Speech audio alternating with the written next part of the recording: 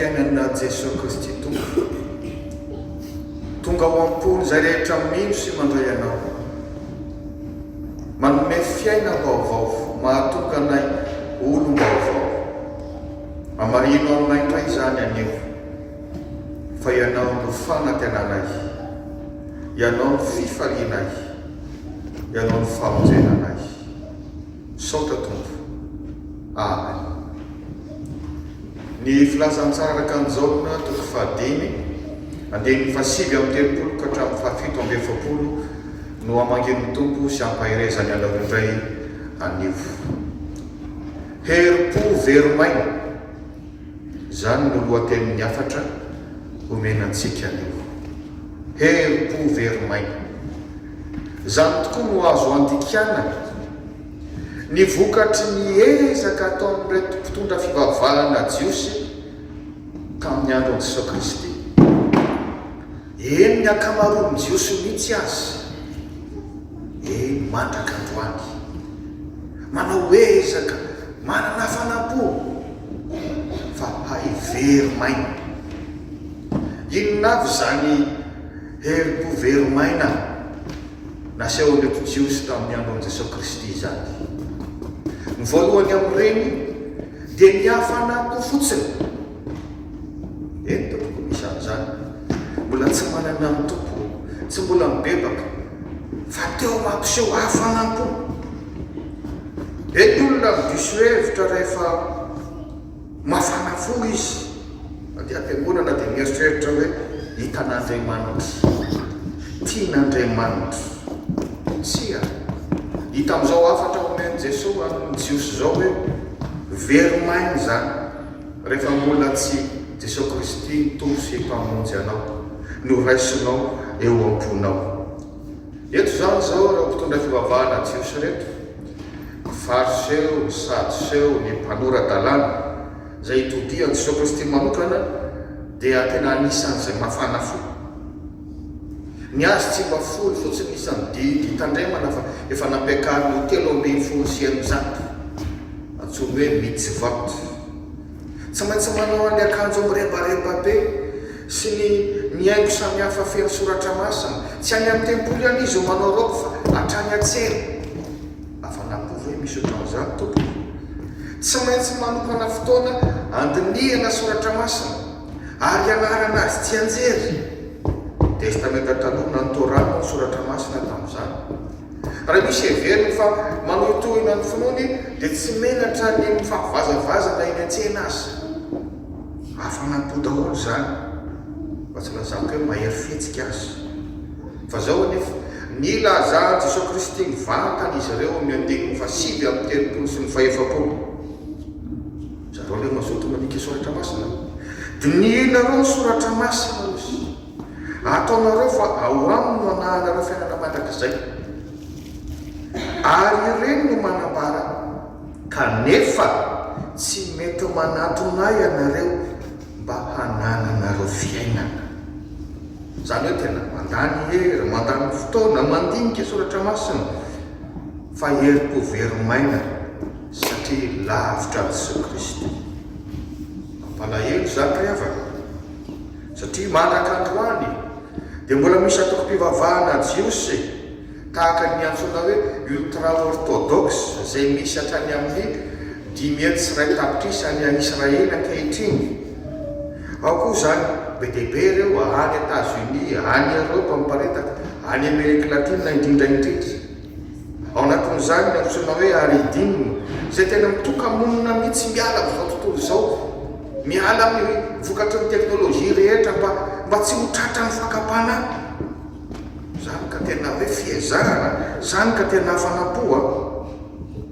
Amin'ireo ultra orthodoxe reo aza ny lehilahy tsy miasa tsy mitady vola, ny asany mitokana ny amin'ny efitra dia mandinika soratra masina, mianatra tsy anjery, miady hevitra ny amin'ny soratra masina. Ny vehivavy no mikarama. Tanao amin'izany le sakrifisy ataony, tanao amin'izany ny hafanampony. Fa indrisy mbola tsy mino an' Jesosy Kristy ho tompo sy mpamonjy reo. Ary zany no mahatonga an' Jesosy milaza mahitsihitsy, manao fisarana ny andininy 720 fantatro ianareo fa tsy misy fitiavana an'Andriamanitra ao am-ponareo. Ny teny grika zay nanoratana voalohany testamenta vaovao koa dia mandika an'ilay teny fantatro io ginoskosy amin'ny hoe observe, zany hoe milaza ny tompo hoe mangalala anareo tsara, ny tompo moa le mpamantatra ny fosiny vo tsy azo ny fitahana. Isika samy olombelona angamba mety mbola afaka mifamitaka ihany tena olon'Andriamanitra tena ao tsara, fa fantatra anareo izy tsy azontsika fitahana izy, tsy misy fitiavana an'Andriamanitra akory ao anatinareo izy. Za moa raha nametare marika teo dia mampalahelo ihany mampatsiaho hoe roa isanjaton'ny mponina an'Israely ihany iariavanao no milaza fa kristianina. Zany hoe raha betsaka zany olona roa etsy amin'ny olona 7 tapitrisa, nefa io Israely io no firenena ny fidin'Andriamanitra ivoary Jean Kristy le mpamonjy ara-nofo. Raha jerenao amin'ny saritany zany Israely zany kely tsy tohinona oarina amin'ny firenena ngezabe tahaka amin'ny Russie, Chine, ry États-Unis. Tsy noho ny fahendreny ny tenin'Andriamanitra eny aza no milaza ampitondrainy mpaminany eo vahoaka mafiatoka efa mba ny angarana, nefa dia zany roa isan-jato zany no isan'ny kristianina any. Tena afanam-podiso toerana fa ay tsy mampanakaky azy ny tompo akory. Tandremo fa mbola mandehandeha mandraka ankehitriny zany virus zany, olona atao mafana fo aty am-piangonana kanjo afanam-podiso toerana, herim-po verimay sarotiny ao mason'ny olona kanjo tsy mahana fitiavana an'Andriamanitra akory, herim-po verimay miverenainga fa mpitsara marina ny Andriamanitra tompontsika tsy azontsika fitahana. Isika no mamita tena amin'izany, ianao ihany no tsy ahita amin'ny tompo amin'izany, mibebangana fa miandry anao amin'ny tompo. Inona no herim-po verimaina faharoa hitantsika amin'ny alalan'izao texte izao? Dia ilay fianteherana manolona na fanindraindrana olona mihoatra noho ny fianteherana amin'ny tompo, mihoatra noho ny tokony hanindraindrana amin'ny tompo. Sotra ny afatra, aza ankinina manolona ny fanarahanao an'Andriamanitra. Raha nisy zay mpitarika ny reharehan'ny jiosy mindraindrainy jiosy dia anisan'izany Mosesy, tsy Mosesy rery fa tena mba anisany keo Mosesy. Mirehareha iny jiosy mampatsiahy zany hoe ny lalàn'ny Mosesy nataon'ny Mosesy nay. Na eo anatrehany Jesosy izy dia mirehareha misy mantara ny lalàn'ny Mosesy. Ary mieritreritra izy ireo fa rehefa mba mahay tsenjery ny lalàn'ny Mosesy dia voavonjy kanjo tsy misy vokany fa fahalalana ara-tsaina fotsiny. Eny tompoko aty Eropa aty aza dia misy olona mianatra teolojia fa mbola tsy mino an'Andriamanitra. Ary dia masika Jesosy Kristy milaza eo amin'ny 5:7 aza ataonareo fa izao no hiampanganareo amin'ny ray, misy ny mpiampanganareo dia Mosesy zay hitokinareo reharehanareo, izy ihany no mpanganareo. Satria nahoana? Nanindraindrany Mosesy fotsiny izy ireo zany. Mosesy nanambarany Jesosy Kristy, nanambarany Mesia, fa dia takona tsy hitany, Mosesy ihany no hitany. Mazava ny tenin'i Jesosy ny 5:7, raha mba nino an'i Mosesy ianareo dia ino aho, satria nanoratra milazany io Mosesy. Ry havana hoy aho hoe virus tady hiparitaka mandraka ankehitriny koa dia fanendraindrana tena ho anay mpitarika ity dia manjary takona Jesosy Kristy ilay tena votoanton'ny afatra. Misy olona tokoa toa hoe mpitory filazantsara hitantsika eo amin'ny fiarahamonina zany zao anefa toa tsy manao fa tsy zay mampalaza ny tena ny tanjona, tsy mikatsaka fa tsy zay akatoavany mpanaradia azy. Matetika izy ireny manoratra boky kely, le baiboly atao amin'ny akavia fa ataony mitovy lanja amin'ny baiboly misy le boky nosoratany zay misy fomba fahitana soratra masina sy misotokeviny manokana ary tsy maintsy manaraka arabaky tenyzany mpivavaka raha tsy zany everina fa diso tandremo fa efa toetra mantanana zany hoe mpamina ny sandoka zay efa nanomana ny tompo atsika hatramin'ny ela tsy gaga tsika raha mahita hoe misy mpitondra fivavahana masalazako hoe goro rehefa iny tsy nisy ataony izy niogo ny volony izy dia nijereny nisy nihitsana tamotany ny volony dia nahita hevitra tampotampoka teo izy andeha amidy ampivavaka ty ary lazaina amin'izy ireo fa mitondra fitahiny fa zay tsy mividy amin'io dia tsy voata loza tena tonga mianara amin'ny tenany fa tsy mba mianara amin'ray ho jeso so ihany aloha fa va tsisy volotso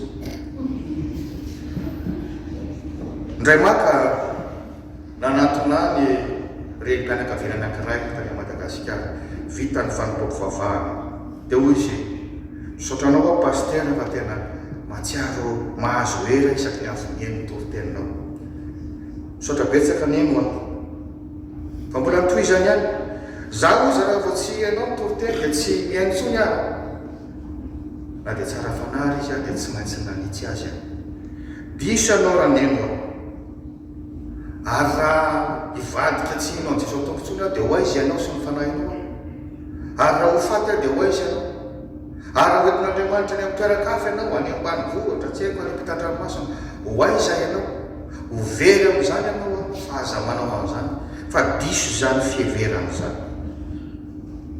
ry havana tandremo fa ndraindraysika mora tafiditra amin'izany virus zany misy olona terina tytsika dia tsy mihaino afa-tsy izy tsika mba tsy laza amin'ny fitaniaina hoe lasa miondana mihitsy maray matoandro arivo ary mila arary saina raha tsy maheno azy kehitriny moa miandrotsika isaky ny zavatra tsararay dia asiana hoe misy kotsy tsy voatero ratsy akory fa dia zao lasa miankin-do eny toko tsy amin'ny zava-mahadomelona ihany no ampiasana amin'izany hoe miankin-do zany dia apatahotra satria manjary mavita amin'ny teny zany zao rehefa kelikely hoe za loha raha vao tsy professeur X za tsy hodidiny zany efa le cancer efa mikiky efa anakaiky ny fahafatesana za loha raha vao tsy docteur ranina za tsy hoesorina nifiko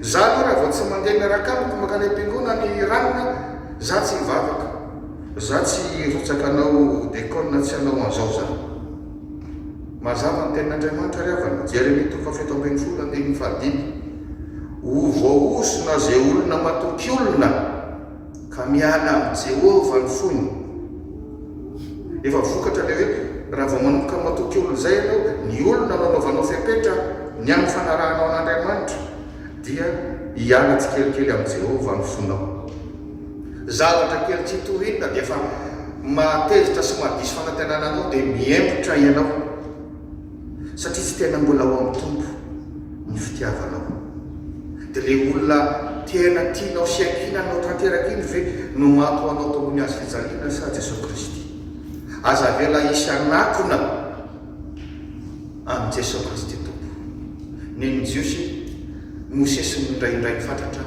takona Jesosy Kristy niavatra androany dia mampatsiahantsika tandremo aza mamita tena ka hoe mafana fo fotsiny kanjo herim-po veromaina tsara no mahana fanapo tsisy maratsy an'izany fa milaza aminao aho fa raha olona mbola tsy manay ny tompo no mafana fo aty am-piangonana ohatra ny fariseo sy ny sadoseo vao mainka olana vao mainka sakana fa mora fantatro zany hoe olona efa nandray an' Jesosy Kristy ka mafana fo dia arak'ilay voalazany Jesosy hoe misy ny fitiavan'Andriamanitra ao anatiny tsapanao ny fitiavan'Andriamanitra no mitarika azy na ianao aza te efa niarasiara aminy fa ny olona zay mafana fo fotsiny mbola tsy manana Jesosy Kristy ohatran'ny fariseo sy ny sadoseo to asiana ny tsapanao to fa sarotiny amin'ny zavatra be dia be nefa tsy mitondra makany amin'ny Kristy raiso amponao ny tenin'Andriamanitra raiso Jesosy Kristy tosy mpamonjainao dia ho hitanao fa hafa mihitsy no miaraka aminy amen.